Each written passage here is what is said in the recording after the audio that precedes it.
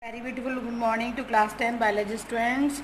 Last time I have shared a video of atlas of flower to show how many parts are there in flower and what are their function. So I hope you have understand all the parts and their function. Now I'm going to start to the next topic. Actually I have already made the video of pollination for the 12th standard, but it is in detail. So I am explaining you all other topics of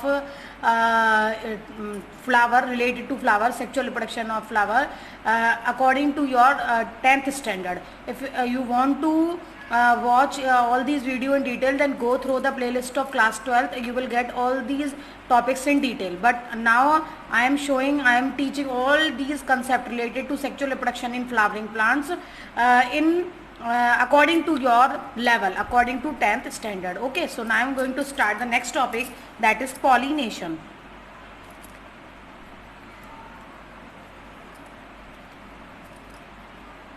First of all, to understand the pollination, I am showing you a flower. मैं एक simple सा आपको structure बना के बताती हूँ उसका.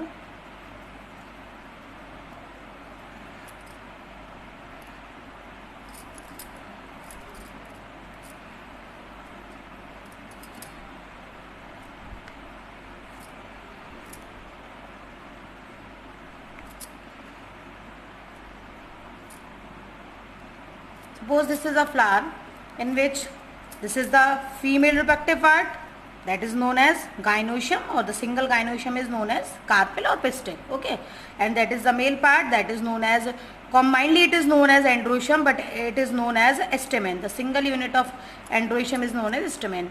So the transfer of pollen grain are the male gametophyte of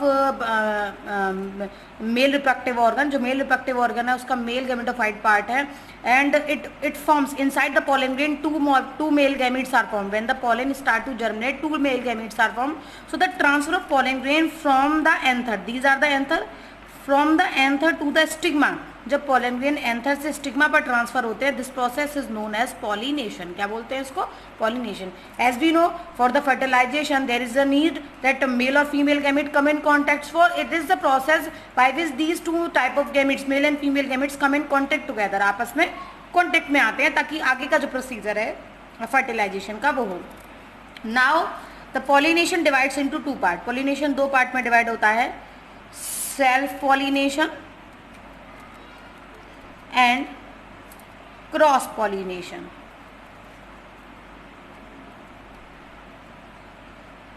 Self pollination and cross pollination.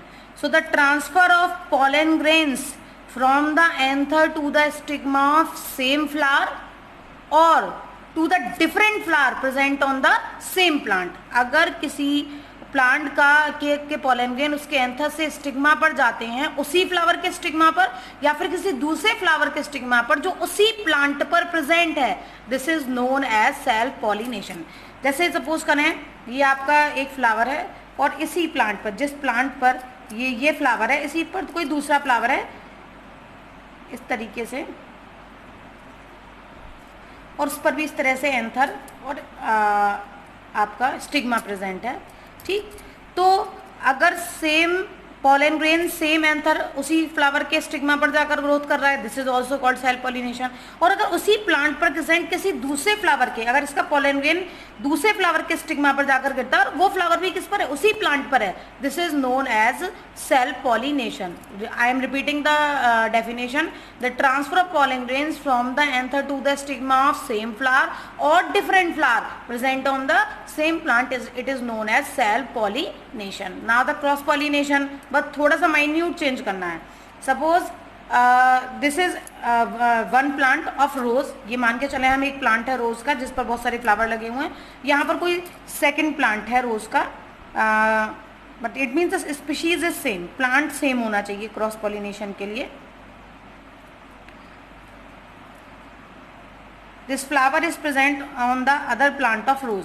ये फ्लावर जो है वो दूसरे रोज के प्लांट पर प्रेजेंट है. So the transfer of pollen grains from the anther to the stigma of another flower present on another plant, किसी दूसरे प्लांट पर प्रेजेंट है बट ऑफ सेम स्पीशीज, लेकिन किसका हो, सेम स्पीशीज का हो. The transfer of pollen grains from the anther to the stigma of another flower present on another plant of same species.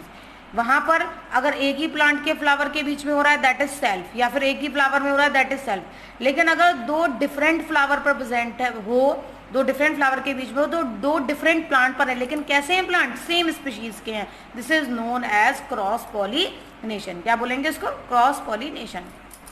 Now the next topic is fertilisation.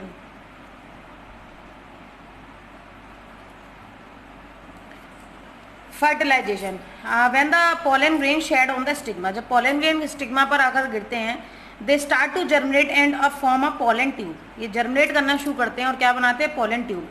And in this pollen tube 2 male gametes are present. इस pollen tube में कितने male gametes बनते हैं, 2 male gametes बनते हैं।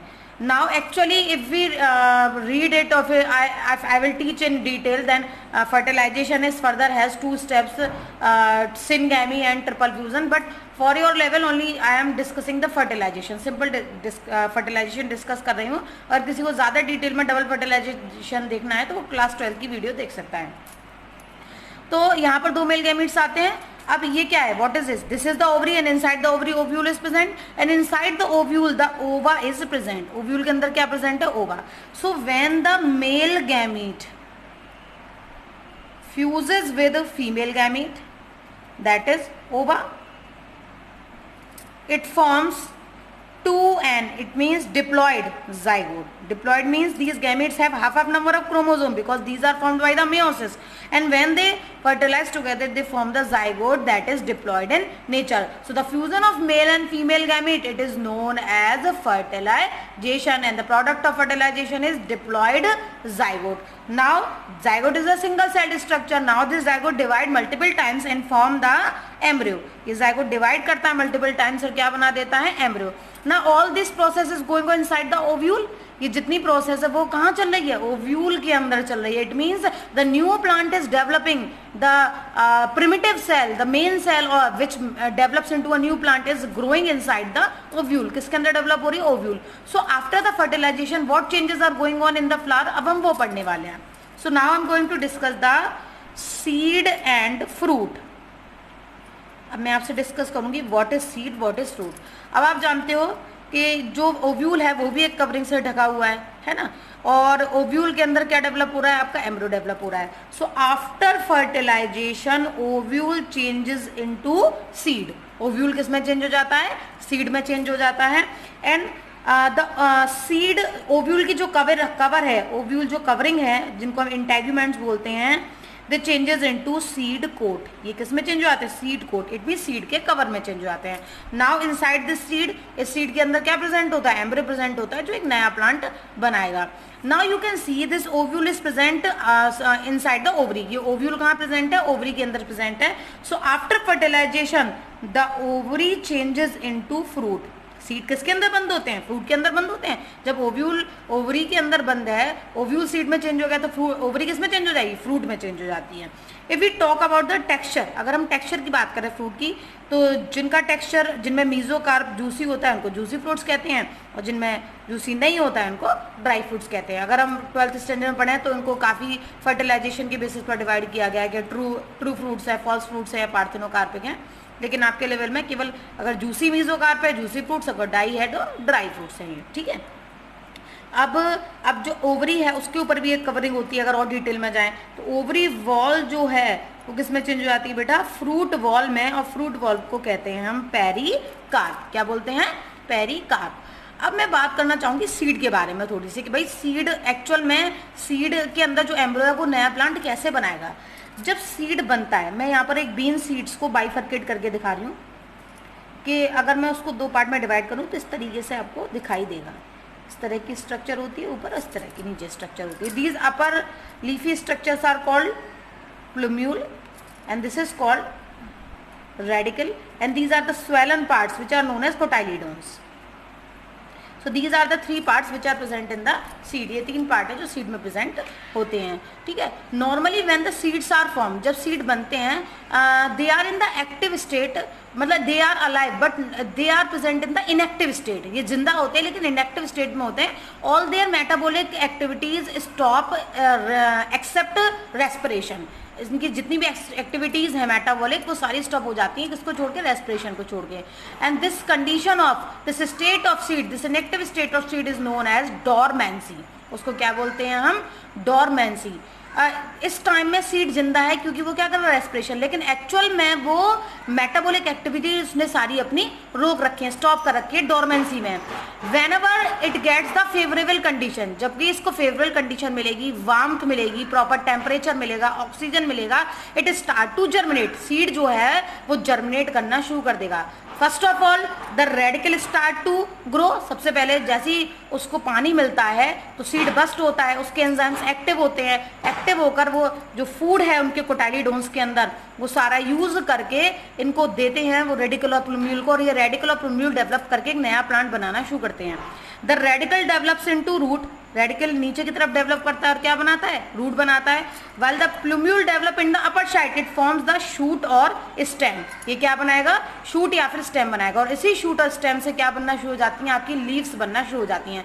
So 3 main vegetative parts of the plant, जो plant के 3 में वेजिटेटिव पार्ट्स हैं, रूट, शूट और उसके ऊपर leave, they all form and a mini plant is formed that is known as plantlet, जिसको हम क्या कहते हैं, प्लांटलेट बोलते हैं. और इसी तरह से प्लांट ग्रोथ का ज्यादा आता है, नरिशमेंट, क्योंकि अब तो रूट बन गई, रूट वाटर देंगी उसको, और जो लीव्स डेवलप हुई हैं वो फोटोसिंथेसिस करके क्या बनाएंगे, फूड बनाएंगे, और प्लांट धीमे धीमे करके क्या हो जाएगा, बड़ा हो जाएगा.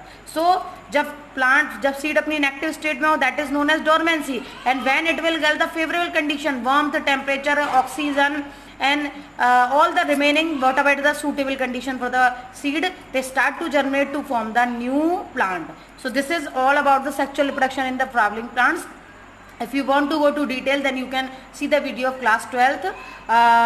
Okay, so now next time I am going to discuss the sexual reproduction in animals. Okay, till then goodbye, have a beautiful day.